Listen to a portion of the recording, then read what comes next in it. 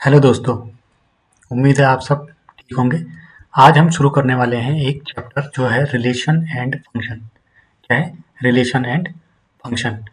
Relation and function में हम देखने वाले हैं, क्लास 12th का चैप्टर है और हम इसको बिल्कुल बेसिक से शुरू करेंगे। ठीक है, तो इसमें जो पहला आता है हमारे पास कंसेप्ट वो आता है ऑर्डर्ड पेयर का। क्या आता है? ऑर्डर्ड पेयर का कंसेप्ट। तो ऑर्डर्ड पेयर किसे कहते हैं? ऑर्डर्ड पेयर अगर कोई भी सेट है ए, तो उसके दो एलिमेंट हैं ए बी, कोई भी दो एलिमेंट किसी सेट ए में बिलोंग करते हैं, तो जो हमारे पास फिर ए और बी का हम पेयर बनाएंगे, जिसमें पहले ए लिखेंगे फिर बी लिखेंगे और उन दोनों को ब्रैकेट के अंदर बंद कर देंगे, तो उसे हम कहते हैं ऑर्डर्ड पेयर। क्या कहते हैं? Ordered pair. जो ए है उसे कहते हैं हम फर्स्ट कोऑर्डिनेट, बी है उसे कहते हैं हम सेकंड कोऑर्डिनेट। ठीक है, अब आता है जो ऑर्डर्ड पेयर होता है उसमें ए बी और बी ए। देखो, पहले फर्स्ट कोऑर्डिनेट ए था, सेकंड कोऑर्डिनेट बी था, अब फर्स्ट कोऑर्डिनेट बी है, सेकंड कोऑर्डिनेट ए है। तो ये दोनों हमेशा सेम नहीं होते हैं। ये दोनों क्या नहीं होते हैं? सेम नहीं होते हैं। किसमें? ऑर्डर्ड पेयर में। नाम से ही पता चलता है, इसका मतलब इन दोनों का ऑर्डर क्या हो गया? चेंज हो गया। और जब ऑर्डर चेंज हो गया इसका मतलब एलिमेंट भी चेंज हो गया, तो ये दोनों सेम नहीं होंगे। वाइल इन अनऑर्डर्ड पेयर, जब अनऑर्डर्ड पेयर आता है, उस अनऑर्डर्ड पेयर में जो बोथ ए एंड बी होते हैं, ये जो ए बी और दूसरा बी ए, ये दोनों सेम होते हैं। जो अनऑर्डर्ड पेयर होता है उसमें ऑर्डर मैटर नहीं करता है। ठीक है, उसमें ऑर्डर मैटर नहीं करता है। इसमें ए बी लिखो या बी ए लिखो, एक ही बात होती है। ठीक है, अब आता है हमारे पास कार्टेशियन प्रोडक्ट। कार्टेशियन प्रोडक्ट क्या होता है? अब देखते हैं कार्टेशियन प्रोडक्ट क्या होता है। कार्टेशियन प्रोडक्ट कोई भी दो सेट या तीन सेट, चार सेट या पांच सेट या एन सेट, कोई भी, अभी देखते हैं हम सिर्फ दो सेट के लिए, कोई भी दो सेट हैं, if A and B are two non empty sets, then the Cartesian product is set of those ordered pair whose first coordinate from A and second coordinate from B। तो जो Cartesian product होगा दो set ए और B का, उसमें क्या होगा कि हम उसमें कोऑर्डिनेट रखेंगे। फर्स्ट कोऑर्डिनेट रखेंगे हम ए से, सेकंड कोऑर्डिनेट रखेंगे हम बी से। ठीक है, A belongs to A and B belongs to B. तो ऐसे करेंगे और टोटल जितने भी पॉसिबल हमारे पास नंबर्स होंगे ए बी में, उन सबको एक एक बार रख रख के चेक करेंगे, तो हमारे पास उसे हम Cartesian product of A and B कह देंगे। ए क्रॉस बी भी कह सकते हैं। एग्जाम्पल है यहाँ पे हमारे पास कि ए जो है, जो ए है उसमें 1 2 3 एलिमेंट है, और जो बी है उसमें है ए बी सी, उसमें भी तीन एलिमेंट है। तो जब हम कार्टेशियन प्रोडक्ट करेंगे ए क्रॉस बी, ए और बी का कार्टेशियन प्रोडक्ट करेंगे, तो हम पेयरिंग करेंगे। यहाँ पे 1 आएगा ए से, ए आएगा बी से। तो फर्स्ट कोऑर्डिनेट कहाँ से आया? ए से, क्योंकि ए पहले है और बी बाद में है। अगर बी क्रॉस ए करते तो क्या होता? ए पहले आता, 1 बाद में आता। तो क्या आएगा? 1 ए 1 बी 1 सी, 2 ए 2 बी 2 सी, 3 ए 3 बी 3 सी। टोटल कितने एलिमेंट आए? टोटल आए हमारे पास 9 एलिमेंट। टोटल कितने आए? 9 एलिमेंट। कैसे आए? देखो, इस पॉइंट के पास भी तीन चॉइस, इस पॉइंट के पास भी तीन चॉइस, तो 3 मल्टीप्लाई बाई 3 करेंगे। कैसे 3? क्योंकि ए में 3 है और बी में भी 3 एलिमेंट है। बी की कार्डिनलिटी कितनी है? 3 है। ठीक है, तो 3 multiply by 3, 3 multiply by 3 is 9। तो टोटल 9 एलिमेंट ए क्रॉस बी के अंदर आ जाएंगे। अब हमारे पास आता है नोट। जो नोट हमको याद रखने की जरूरत है, ये नोट हमको हमेशा याद रखने की जरूरत है जब भी हम कार्टेशियन प्रोडक्ट से रिलेटेड क्वेश्चन करेंगे या रिलेशन से भी रिलेटेड क्वेश्चन करेंगे, तो तब हमें ये चीजें याद रखने की जरूरत है। अपने बैक ऑफ द माइंड में हमेशा ये चीजें होनी चाहिए। जैसे ए क्रॉस बी और बी क्रॉस ए हमेशा सेम नहीं होते हैं। हमेशा क्या, ये कार्टेशियन प्रोडक्ट में सेम तो होते ही नहीं है। ठीक है, अनऑर्डर्ड पेयर में ये सेम हो जाएंगे, लेकिन ऑर्डर्ड पेयर में तो बिल्कुल भी मंजूरी नहीं होती कि ए क्रॉस बी और बी क्रॉस ए सेम हो। अब हमारे पास दूसरा आता है कि अगर ए में जो नंबर ऑफ एलिमेंट एन है, ए की कार्डिनलिटी एन है, जैसे 3 था यहाँ पे, ये 3 एन मान लो अभी इसको, कि ए में 3 एलिमेंट एन एलिमेंट हैं और बी में एम एलिमेंट है, तो टोटल नंबर ऑफ एलिमेंट जो आएंगे हमारे पास ए और बी में, वो एन मल्टीप्लाइड बाई एम आ जाएंगे। जैसे हमारे पास ए में 3 थे, बी में 5 थे एलिमेंट, तो cardinality of A cross B, तो टोटल ए क्रॉस बी ऐसे ही सेट बनाएंगे हम, तो उसमें टोटल कितना आएंगे? 15 एलिमेंट। जैसे यहाँ पे 9 एलिमेंट आए थे, यहाँ पे 15 आ जाएंगे। वैसे ही बी और ए में भी 15 एलिमेंट आ जाएंगे। ठीक है, उनका कार्टेशियन प्रोडक्ट एक एक करके निकालेंगे, पेयरिंग करेंगे हम, तो 15 आ जाएंगे। देखो ये दोनों की कार्डिनैलिटी सेम आ गई। इसका मतलब सेट थ्योरी में मैंने आपको एक चीज बताई थी कि जब किसी दो सेट की कार्डिनैलिटी सेम आ जाती है तो वो दोनों सेट इक्विवेलेंट सेट कहलाते हैं, इक्वल सेट नहीं। इक्वल सेट में एलिमेंट भी सेम होने चाहिए, लेकिन यहाँ पे ऑर्डर पेयर मंजूरी नहीं देता। ऑर्डर पेयर में दोनों सेम नहीं होंगे, लेकिन दोनों की कार्डिनैलिटी क्या होगी, सेम होगी। तो ये दोनों इक्विवेलेंट सेट हो गए, इक्वल सेट नहीं बोलेंगे, ये दोनों इक्विवेलेंट सेट हो गए। फिर हमारे पास नोट आता है कि अगर कोई ए एम्प्टी सेट है और बी भी एम्प्टी सेट है तो इन दोनों का कार्टेशियन प्रोडक्ट भी एम्प्टी ही होगा, मतलब कोई भी कार्टेशियन प्रोडक्ट निकल करके नहीं आएगा, सिर्फ फाई लिख देंगे उसका। ठीक है, ऐसे ही अगर एक सेट फाई है, दूसरा सेट अगर फाई नहीं है, मान लो ए का अगर मैं फाई से कर दूं कार्टेशियन प्रोडक्ट, बी फाई ले लो, तो इसमें कोई भी रिलेशन निकल करके नहीं भी आएगा, नहीं आएगा। ठीक है, तो क्या हो जाएगा यहाँ पे वो भी फाई हो जाएगा, ए क्रॉस बी क्या हो जाएगा, फाई हो जाएगा। फोर्थ हमारे पास निकल करके आता है, फोर्थ ये है कि ए क्रॉस बी यूनियन सी, अब डिस्ट्रीब्यूटिव लो है तो क्रॉस क्या हो जाएगा, डिस्ट्रीब्यूट हो जाएगा, A cross B union B cross A cross C, A cross B union A cross C. अब A cross B intersection C है तो A cross B intersection A cross C, A cross B minus C, A cross B minus A cross C, A cross B intersection S cross T. S और T क्या है, कोई भी दूसरे set हैं जो नॉन एम्प्टी हैं।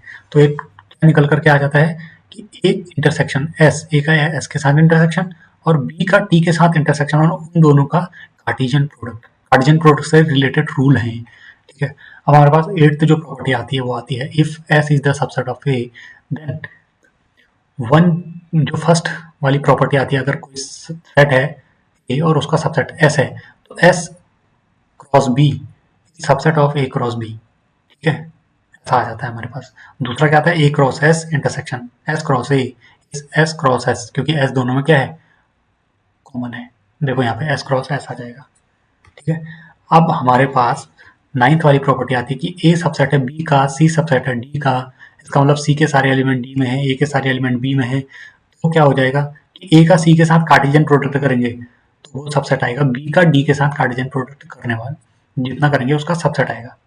ठीक है, क्योंकि ए के सारे एलिमेंट क्या है, बी में है, और सी के सारे एलिमेंट डी में है, तो ए का अगर सी से तुम कार्टेशियन प्रोडक्ट कर दो और बी का डी के साथ कार्टेशियन प्रोडक्ट कर दो तो टोटल वो उसका सबसेट निकल करके आता है। ठीक है, अब आते हैं हमारे पास कुछ रिजल्ट्स और आते हैं, जैसे ए है उसमें n नंबर ऑफ एलिमेंट है, बी में m है, तो टोटल ए क्रॉस ए में कितने होंगे, n स्क्वायर आ जाएगा, बी क्रॉस बी में m स्क्वायर, ए क्रॉस बी में n क्रॉस m। और अगर a इंटरसेक्शन b में कोई r एलिमेंट आ गई, मैंने मान लो a ले लिया 1 2 3 और b ले लिया मैंने 3 4 5, तो एक एलिमेंट 3 क्या आ गया, कॉमन आ गया इसमें।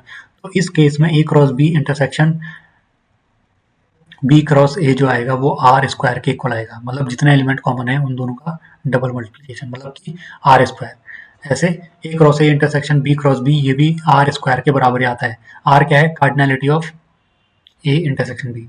अब आता है A cross A union B cross B is equals to A cross A plus B cross B minus cardinality of A cross A intersection B cross B. ये सब कार्डिनैलिटी है, जो बाहर से मॉड जैसा दिख रहा है आपको, दो डंडे दिख रहे हैं, कार्डिनैलिटी है, नंबर ऑफ एलिमेंट इन, ऐसा है।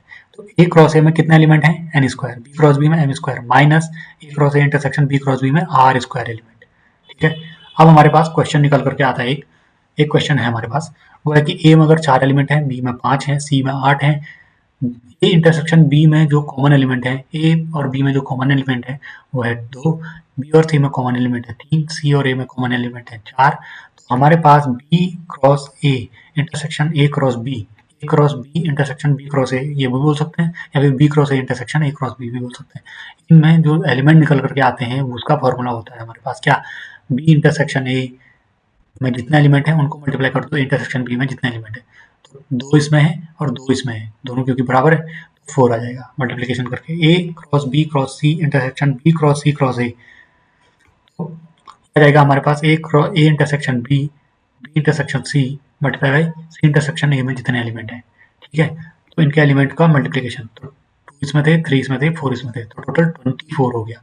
अब आता है हमारे पास ए क्रॉस बी क्रॉस सी, टोटल कार्टेशियन प्रोडक्ट करेंगे जब 3 सेट का, उसमें 3 टपल की फॉर्म में आएगा, कैसा है, ए बी और सी 3 टपल की फॉर्म में आएगा। जैसे यहाँ पे 2 टपल की फॉर्म में आता था हमारे पास रिलेशन में, वैसे इसमें 3 टपल की, तो first coordinate, second coordinate, third coordinate, 3 coordinate यहाँ पे आ जाएंगे हमारे पास। तो टोटल कितने आएंगे यहाँ पे 4, 5, 8 को जब मल्टीप्लाई करेंगे तो 160 हमारे पास टोटल नंबर ऑफ एलिमेंट्स हमारे कार्टेशियन प्रोडक्ट में निकल कर आएंगे ए, बी और सी के। ठीक है, 3 टपल बनेंगे।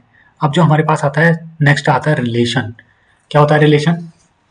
जैसे हमारा भी किसी के साथ रिलेशन होता है, मम्मी पापा भाई बहन इन सब के साथ भी हमारा रिलेशन होता है। तो ऐसे ही रिलेशन मैथ्स में भी डिफाइन होता है कि कोई भी सेट है A, if A and B are two non empty sets then relation of A and B और B and A is a subset of Cartesian product of A and B और Cartesian product of B and A.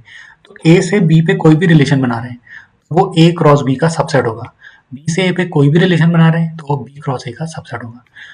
तो जब कोई भी relation होता है तो उसको जैसे मान लो टू टपल की फॉर्म में है, यहाँ पे ए एंड बी है, वो रिलेशन में आ रहा है मान लो, तो उसको हम A B belongs to R कह देंगे। तो हम कहते हैं कि A is related to B या ए आर बी ऐसे लिख देते हैं। कोई रिलेटेड नहीं है तो आर ए इज रिलेटेड लिखते हैं, X is related to Y लिखा होगा पहले हमने, उसके बाद क्या कर दिया उसको हमने क्या कर दिया उसके बाद हमने उसको क्रॉस कर दिया, जैसे नो स्मोकिंग पे हम करते हैं क्रॉस, वैसे ही कर दिया।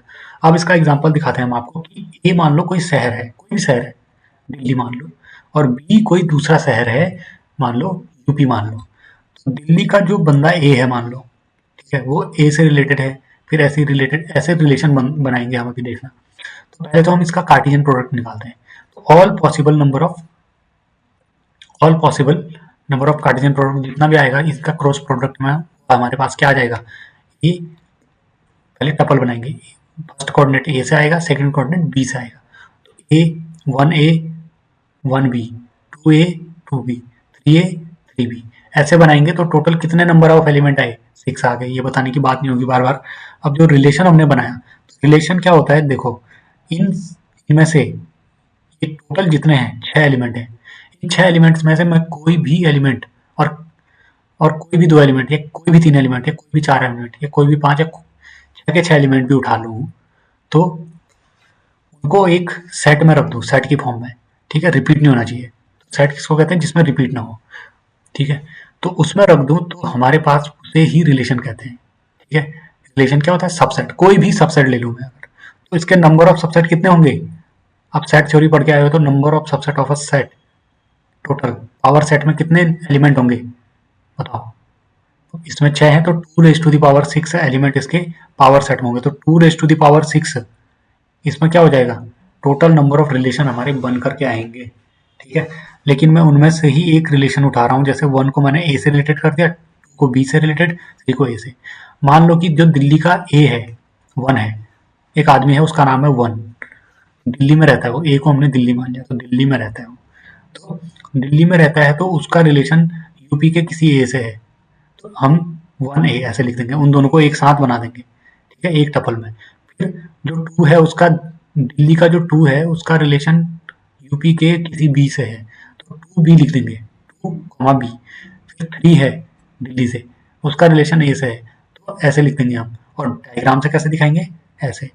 और जरूरी नहीं कि एक से ही रिलेटेड हो, ये यहाँ पे मैंने जैसे एक किया है कि एक से ही रिलेटेड है, जरूरी नहीं है। यहाँ से एक दूसरा एरो भी जा सकता है, मैं 1 को बी से भी रिलेटेड कर सकता हूँ यहाँ पे, ठीक है। जरूरी नहीं है कि सिर्फ एक, क्योंकि देखो रियल लाइफ में हमारे पास क्या सिर्फ एक ही रिलेशन होता है। हम जैसे किसी के भाई हैं बहन है, ऐसे हम एक आदमी बहुत लोगों का क्या हो सकता है रिलेशन, रिलेटेड हो सकता है। एक ही आदमी बहुत सारे लोगों से रिलेटेड भी हो सकता है। जैसे दिल्ली का कोई ए 1 है, वो यहाँ यूपी के ए से भी रिलेटेड हो सकता है, बी से भी रिलेटेड, उसका रिलेशन ए से भी हो सकता है, बी से भी। मान लो ए उसका मामा है और बी कोई है, बी है उसका फूफा है कोई मान लो, ठीक है। तो ऐसे रिलेशन तो बन ही सकता है, ठीक है। तो ऐसे हम रिलेशन बनाते हैं। अगर कोई रिलेशन नहीं है तो मैंने दिखाया था आपको कि ऐसे लिख सकते हैं हम उसको, is not related to B, 2 is not related to A and 3 is not related to B. तो ये तो ए से रिलेटेड है तो बी से रिलेटेड नहीं है, तो ऐसे दिखा देंगे इसमें। ऐसे 2 ए से है सिर्फ, बी से नहीं है, सॉरी 2 सिर्फ बी से ए से नहीं है, तो 2 इज नॉट रिलेटेड टू ए ऐसे लिख देंगे।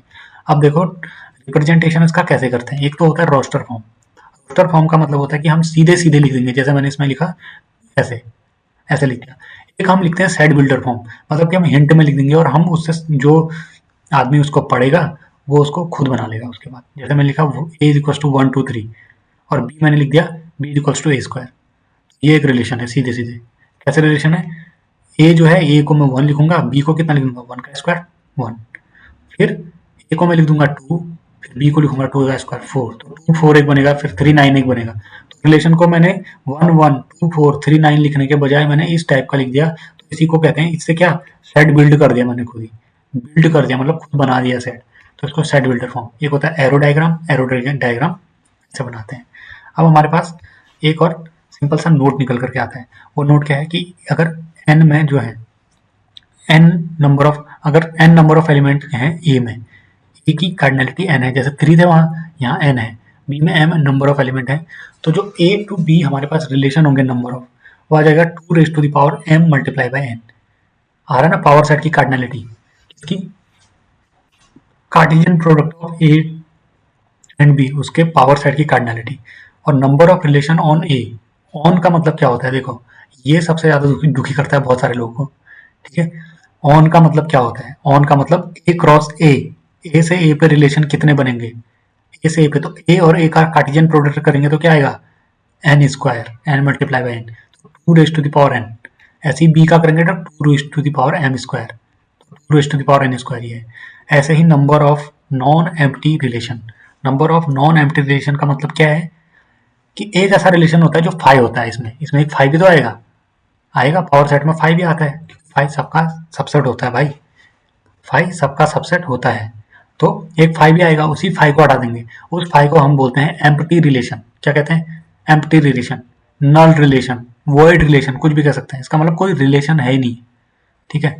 तो ऐसा कोई रिलेशन नहीं है, तो उसको हम माइनस कर देंगे, एक वो सब में आएगा। तो total number of non empty relation, बाकी सारे नॉन एम्प्टी रिलेशन मतलब जेन्युइन रिलेशन होंगे वो, ठीक है।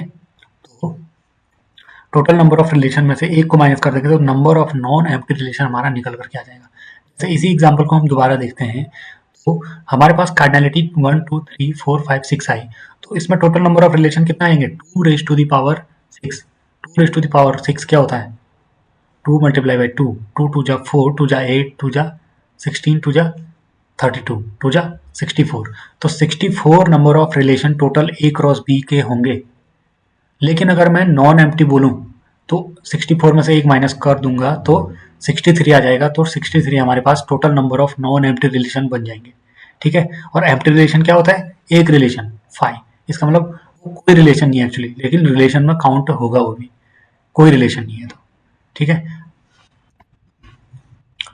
अब हमारे पास जो निकल करके आता है वो आता है डोमेन, रेंज एंड कोडोमेन।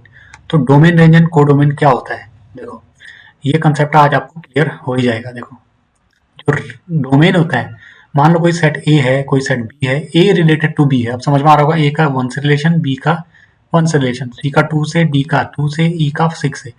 तो डोमेन क्या होता है कि जो ए के एलिमेंट है जो रिलेटेड है बी के एलिमेंट से, उनको कहते हैं हम डोमेन। उनका जब सेट बनाते हैं तो उस सेट को हम कह देते हैं क्या, domain.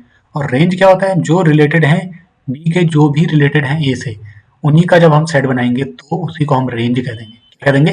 Range. Set of those element of B which are related to element of A is set to B range. Codomain क्या कहेंगे? Complete set B. Complete set B को क्या कहेंगे? कोडोमेन कहेंगे, ठीक है। रेंज जो होता है हमारे पास वो हमेशा कोडोमेन का सबसेट होता है, तो कोडोमेन के बराबर होगा, या तो कोडोमेन का सबसेट होगा, या कोडोमेन से छोटा होगा, कोडोमेन से कम एलिमेंट होगा, या उसके बराबर एलिमेंट हो सकते हैं, उससे ज्यादा कभी हो ही नहीं सकते उसमें एलिमेंट, तो इसी को हम कोडोमेन कहते हैं। तो इस केस में हमारे पास डोमेन क्या आया, A B C D E सारे एलिमेंट रिलेटेड हैं। रेंज क्या आई 1 2 6, कोडोमेन क्या आया, कोडोमेन क्या आया 1 2 3 4 5 6।